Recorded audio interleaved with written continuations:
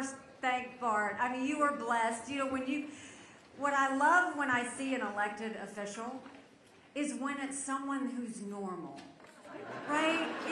That's what we want, just normal people. And Bart's a good one, and you're blessed to have him. And it's great to be here. I was telling him, I said, I always loved coming to Aiken. Because Aiken, even though so many people come here from outside of South Carolina, it really feels like a community. Because they get invested in what's going to make Aiken great. And I always found that special. Anytime I came here as governor, was that it just gets better and better and better. So it's great to be back here in Aiken.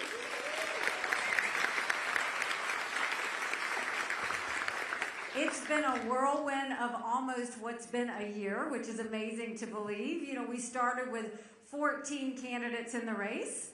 We have now gotten rid of a dozen of the fellas. I just have one more fella to catch up to. We're working on that.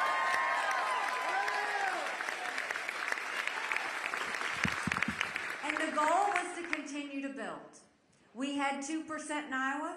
We ended up finishing with 20% in Iowa. Then we went to New Hampshire, and you know they all said we were down by 30 points. We got 43% of the vote in New Hampshire.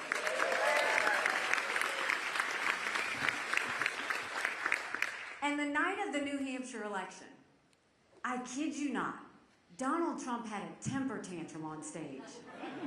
He didn't know I was going to get 43%. He was not happy about it. All he did was scream about revenge. And then the next day, he goes forward and he says, anyone who supports Nikki Haley is barred permanently from MAGA.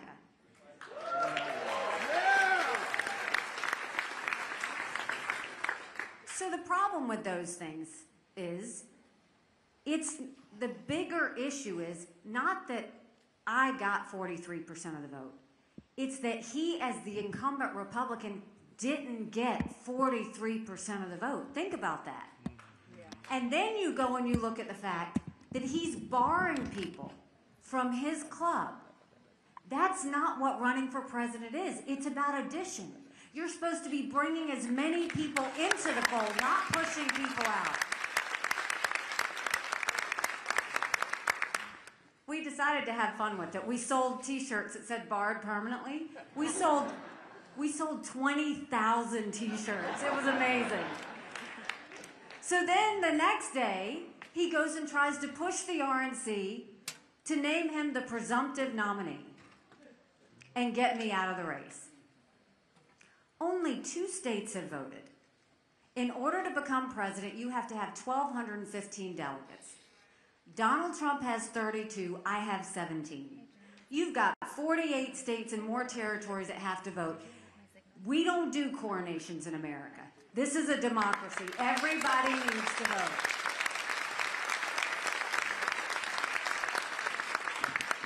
So he got pushed back on that. And then the next day, he goes and he has this court case. And I'll be honest, I haven't kept up with his court cases because there's too many. But he has a court case, doesn't have a good verdict, and then he throws another fit. And this time he talks about being a victim.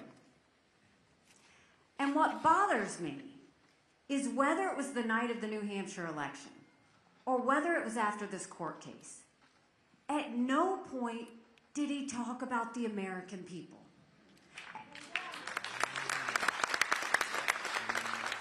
At no point did he talk about the wasteful spending and the out-of-control debt. At no point did he talk about how we were going to get our kids reading again and back to the basics with education.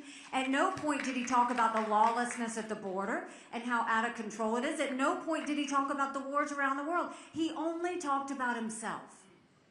And that's the problem. And then, go forward. It doesn't stop there. Go forward, and the campaign disclosures came out.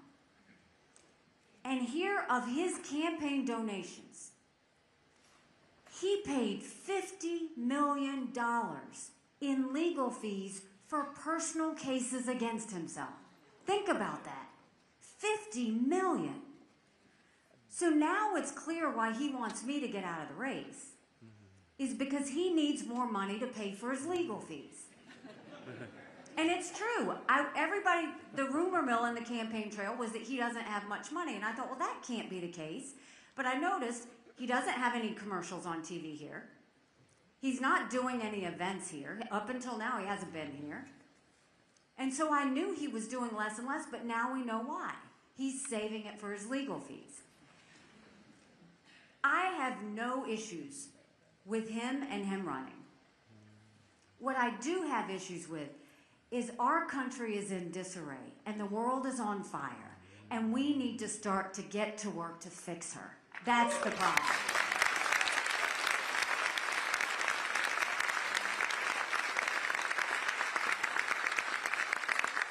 And then I see him surround himself with political establishment. He did it with all these congressional members in D.C. I didn't ask for their support. I don't want their support. And the reason they don't want to give me mine is because I keep saying that I think it's time we have term limits in Washington, D.C.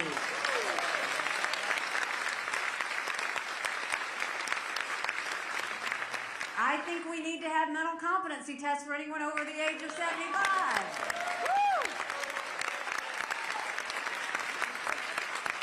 And when I say that, I'm not being disrespectful. We all know people who are over 75 that can run circles around us. And then we know Joe Biden. Right now, Congress is the most privileged nursing home in the country. These are people making decisions on our national security. These are people making decisions on the future of our economy. We need to know they're at the top of their game. I've also said that I don't think congressional members should be able to trade in the stock market. That's another issue. They have too much information and they shouldn't be able to have that. So I don't expect the D.C. political establishment to love me, and I don't want their support. But then you go and you look at the South Carolina political establishment that all rallied around Trump. And a reporter asked me, well, how do you feel about the fact that the South Carolina governor is supporting Donald Trump? And I said, I'm sorry, you mean the one who I defeated when I ran for governor the first time? That one?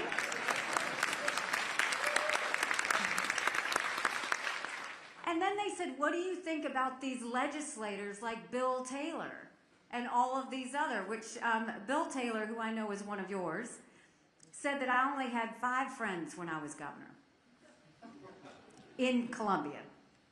He might be right. And the reason he's right, the reason that I don't have that political establishment behind me is because they didn't like the fact that I made them start to show their votes on the record and stop hiding behind voice votes.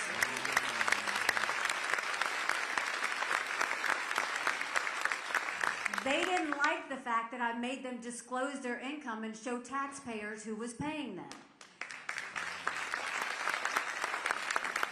They didn't like the fact that I vetoed $500 million of their port projects because I didn't think taxpayers needed to be paying for them. So if that's who Trump wants to surround himself, he can have them. I don't want them. That's not who I'm fighting for at the end of the day. What we are fighting for is what's going to make your life better. And you look at the situation we have at hand, and it's not good. And you don't have to turn on the news to see it's not good. We are $34 trillion in debt.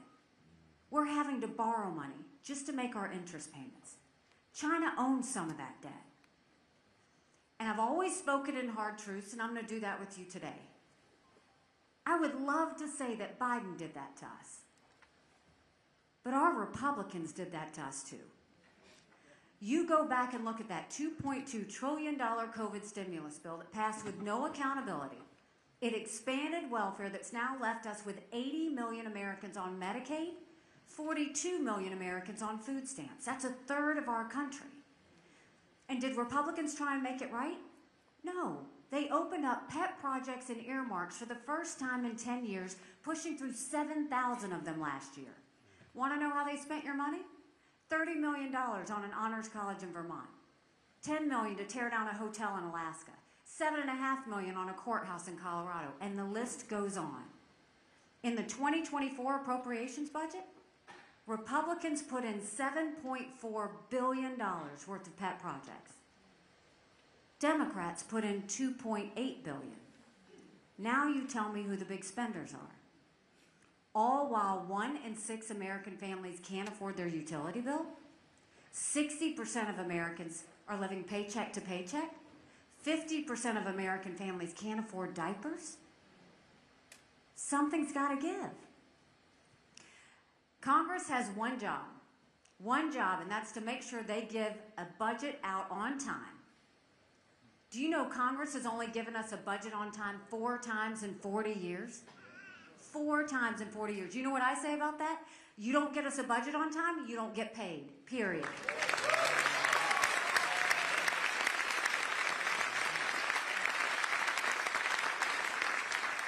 It's also why I think you need an accountant in the White House for once. I think it would make a difference.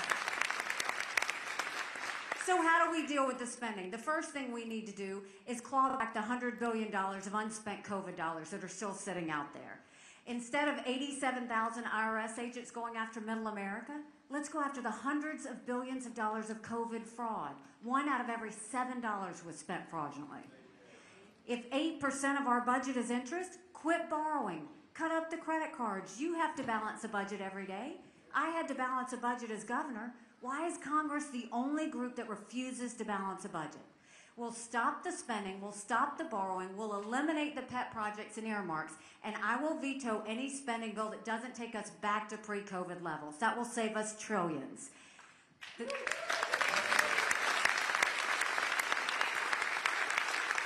The next thing we'll do is we'll take as many federal programs as we can and send them down to the state level. That will dramatically reduce the size of the federal government.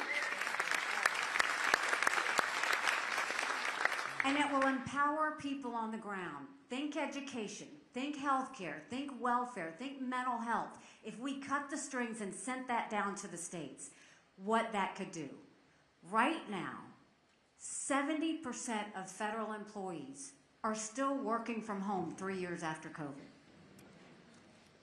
But combine that with the fact that 75% of most of our agencies are sitting empty.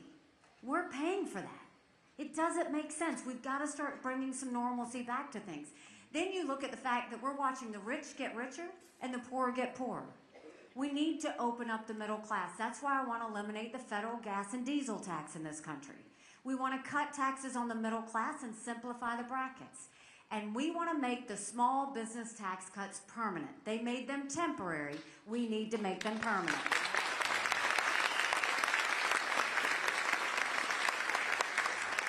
Small businesses are the heartbeat of our economy. We need to start acting like it. And then when it comes to education, right now in America, only 31% of 8th graders in our country are proficient in reading.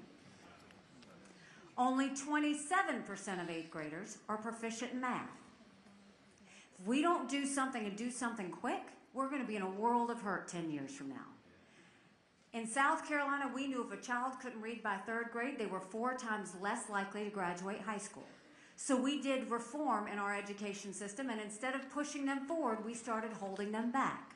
We brought in their parents. We did reading remediation, and we set them up for success. We've got to do that all over our country. We have got to get our kids reading again.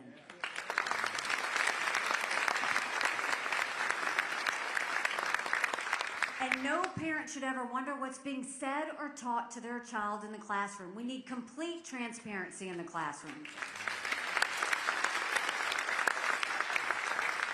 We will make sure every curriculum is online for every parent to see. And we also want parents to have the ability to decide where their child goes to school and how they manage that education. Parents always know best. The second we start listening to teachers, not administrators, not school board members, that's the day we fix education. Teachers know what's wrong in the classroom. And then let's start building things in America again. Let's put vocational classes back in our high schools.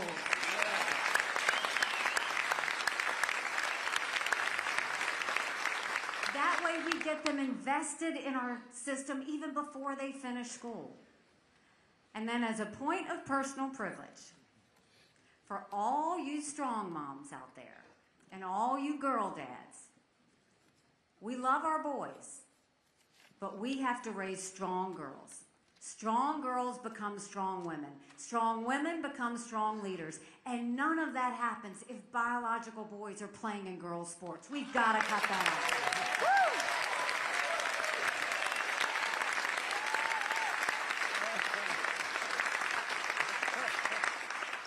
And then when it comes to the border, it doesn't even look like the United States of America anymore. It truly doesn't. I'll take you back to what we did in South Carolina. We passed the toughest illegal immigration law in the country. President Obama sued us over it, and we won. Now, I will add, the same year that we passed the toughest illegal immigration law in the country, Donald Trump contributed to Kamala Harris's campaign. That's a fact. Now, when we passed that, what we did with that illegal immigration law, we need to do that across the country. We need a national E-Verify where every business has to prove that the people they hire are in this country legally.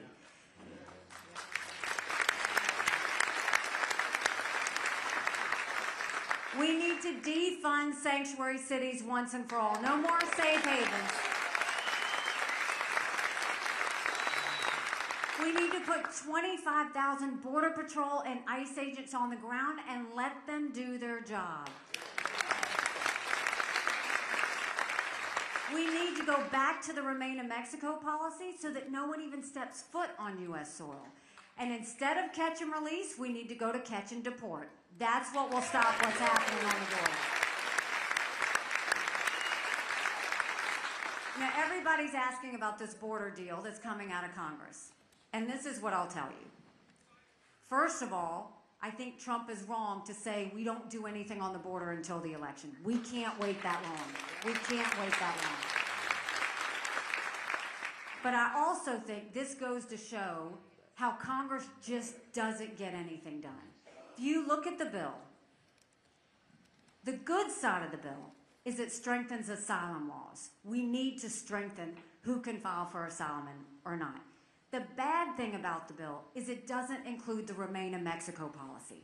You have to have that. The second part of the bill that's not good is it waits until 5,000 people cross the border before they do something. We have to do it with the first person.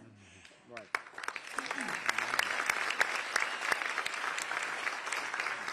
America's acting like it's September 10th. We better remember what September 12th felt like. It only takes one person for us to have a 9/11 moment. We can't get to that. And then growing up in Bamberg, South Carolina, I love that. We got some Bamberg. It's only 2,500 people and 2 stoplights. It's not very big. But my parents taught me in that small town, you take care of those who take care of you. I'm going to ask you if we're taking care of those who take care of us. Right now in America, over 35,000 of our veterans are homeless. 1 in 3 suffers from PTSD or thoughts of suicide. We lose 22 heroes a day to suicide. If a veteran needs a doctor's appointment at the VA, on average it takes 29 days. Why 29 days? Because on the 30th day, they can go to the doctor or hospital of their choice. So midway through the 29 days, they get a call to reschedule, and the clock starts all over again. It's shameful how we treat our veterans.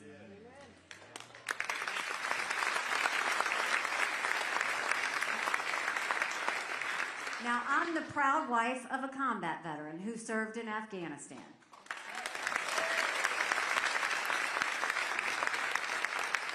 And when he came home, that was a lot of prayers answered.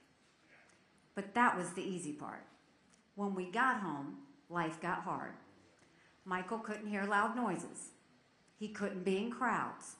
Life had passed him by for the year that he was gone, and the transition was tough. We can't just love our men and women when they're gone. We gotta love them when they come back home, too.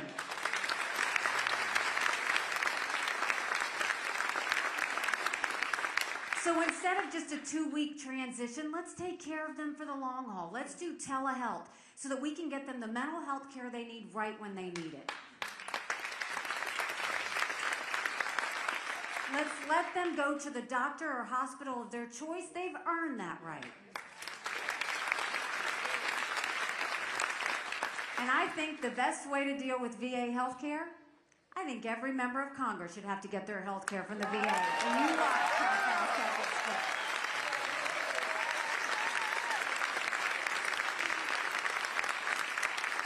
It'll be the best health care you've ever seen, guaranteed. And there were two things that Russia, China, and Iran never wanted us to have when I was at the UN. They never wanted us to have a strong military, and they never wanted us to be energy independent. We won't just be energy independent, we'll be energy dominant.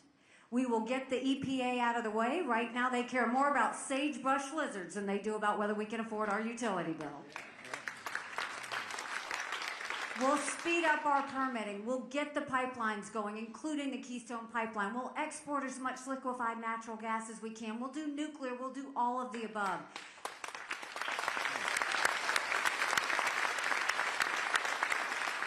The key is no more going hat in hand to Saudi Arabia. No more getting dirty oil from Iran and Venezuela.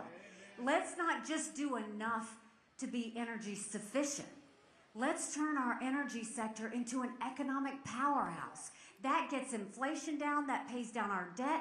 We could do so much more if we really just opened it up. Not to mention, that's a national security issue. But let's talk about national security. Right now, the world is on fire, literally. We've got a war in Europe. We've got a war in the Middle East. We've got North Korea testing intercontinental ballistic missiles now capable of hitting the U.S. You've got China on the march. But make no mistake, none of that would have happened had we not had that debacle in Afghanistan.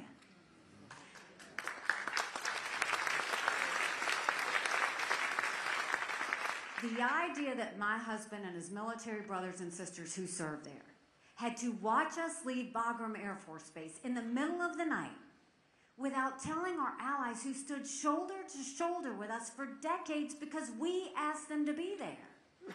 Think about what that said to our friends. More importantly, think about what that said to our enemies. And now you go and you see what's happening in Iran. None of that needed to happen. None of it. If Biden wouldn't have fallen all over himself to get back into the Iran deal and lifted the sanctions and allowed China to import billions of dollars worth of oil, Hamas, Hezbollah, the Houthis, none of their coffers would have been built up to be able to hurt anybody. And Biden didn't do something after the first strike on our soldiers. He didn't do anything after the second strike. He waited 165 strikes where dozens had brain injuries. He waited for 3 of our soldiers to die, where 2 of our Navy SEALs died. Now he's going to go do something? When we have our men and women deployed, we expect that America will take care of them. That's not taking care of anybody. And China's waiting in the wings. They're our #1 national security threat. A lot of this depends on how you treat them. When I was at the UN, I told countries what America was for and what America was against. I didn't care if they didn't like me, but I wanted them to respect America. We've got to get back to that. We've got to make it to where we're preventing wars, not starting wars, and we're not delayed in the process.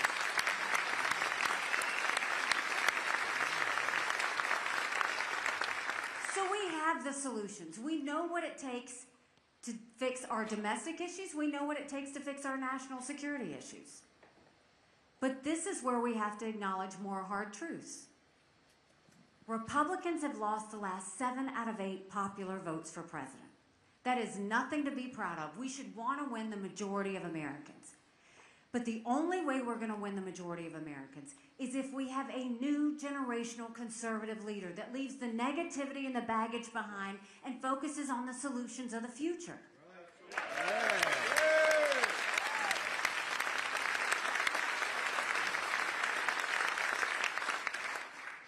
hard truth. I voted for Donald Trump twice. I was proud to serve America in his administration. But the fact of the matter is, chaos follows him. Y'all know I'm right. Chaos follows him. And we can't be a country in disarray and a world on fire and go through 4 more years of chaos. We won't survive it.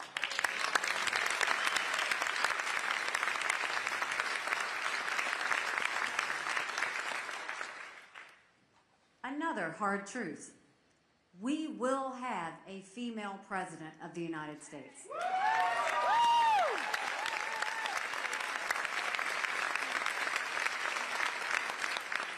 The problem is, it's either going to be me or Kamala Harris.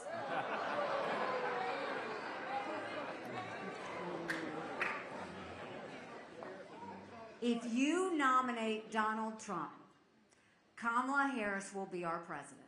That's a fact. Look at every general election poll. Every poll has Trump down by 7, by 9. The best polls he gets, it's pretty much margin of error. It's going to be a nail-biter of an election, not knowing what he's going to do between now and November.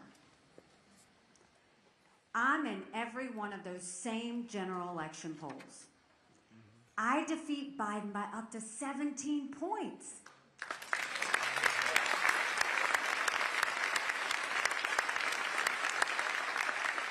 It was another one that came out yesterday that said I defeated him by 13. You win by that much. That's bigger than the presidency. That's House, that's Senate, that's governorships, that's school boards. That's a whole change in our government. But you win with double digits. That's a mandate going into D.C. to stop the wasteful spending and get our economy back on track. That's a mandate to get our kids reading again and go back to the basics on education. That's a mandate to secure our border with no more excuses. That's a mandate to bring law and order back to our cities. That's a mandate for a strong America we can all be proud of. Don't you want that?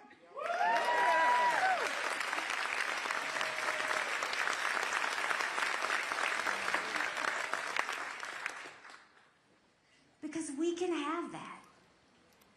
But it's going to take a lot of courage. Courage from every single person here. Courage for me to run. And courage for every one of you to know, don't complain about what happens in a general election if you don't play in this primary. It matters.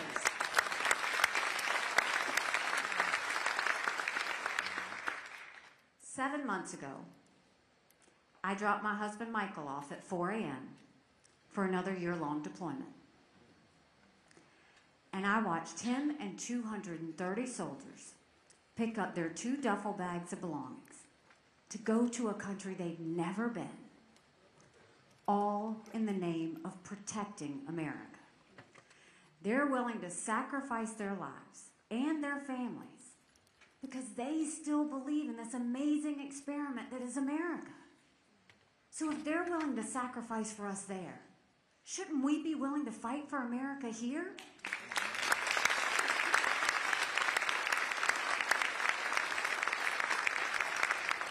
Because we have a country to save. And so right now, South Carolina has a choice. We can either go with more of the same, or we can go with something new. More of the same is not just Joe Biden. More of the same is Donald Trump. 70% of Americans have said they don't want a Trump-Biden rematch. The majority of Americans disapprove of Joe Biden, and a majority of Americans disapprove of Donald Trump. Both of those men have put us trillions of dollars in debt that our kids are never going to forgive them for. Everybody talks about what a good economy it was under Trump. What about the fact that he put us $8 trillion in debt in just 4 years? Now he wants to go and increase taxes on every American family by $2,600. You don't go in debt and tax people to fix the economy. That's not how it works. And then do we really want to have a country in disarray and a world on fire and have 2 candidates in their 80s? We need someone who's going to serve 8 years, strong, disciplined, and ready to fix the things that need to be fixed. That's what we have to have.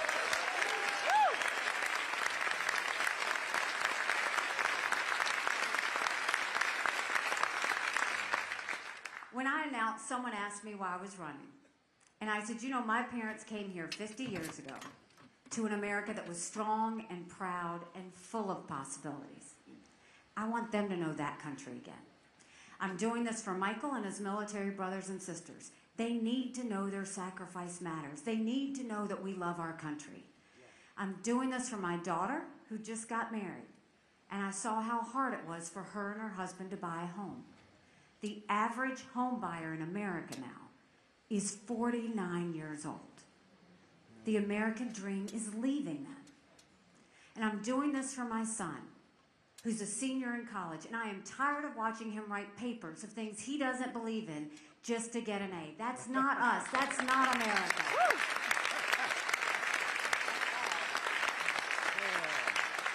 And for the first time, 81% of Americans don't think their kids are going to have as good of a life as we did. We can't be okay with that. I'm not okay with that. We do have a country to save. But I'll promise you this. If you will leave here, take a yard sign with you, and go tell 10 people to get out and vote on February 24th. Go tell 10 people to vote early on February 12th through the 22nd.